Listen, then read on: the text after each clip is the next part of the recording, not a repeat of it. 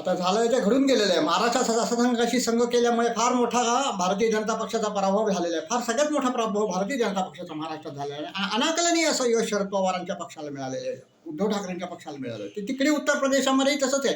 तिकडे तर असंघाशी संघ न करता जे काय खेळलं गेलेलं आहे, त्या अर्थी या दोन्हीमध्ये समानता हीच आहे की आतून पोखरण्याचा काही प्रयत्न चालवलेला आहे का, हाच सगळ्यात मोठा विचार ह्याच्यामध्ये दिसतो. आणि त्याच्यामध्ये आदरणीय मोदीजी पडता निवडणूक हरता हरता राहिलेले आहेत, तेव्हा हा विचार गंभीरपणे करायला लागेल. आणि यापुढचा काळ जो आहे तो आदरणीय मोदीजींनीच आता सगळी सूत्र हातात घ्यावीत आणि हे जे बाकी सगळे लायबांधे ते सोडून द्यावेत आणि अत्यंत सक्षम अशा व्यक्तीला अध्यक्षपदावरती एक तर त्यांनी नियुक्ती करावी आणि दुसरं म्हणजे सक्षम गृहमंत्री नियुक्त करावा, अशी सगळ्यांची मागणी आणि विनंती राहील आदरणीय मोदीजींना. कारण हे राज्य टिकावं वाढावं अशीच सर्वांची इच्छा आहे.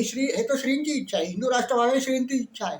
आणि हे मोदीजी साकार नाही करणार तर कोण करणार. आणि मोदीजींच्या नंतर त्यांचे वारसदार असणारे योगीजी पुढच्या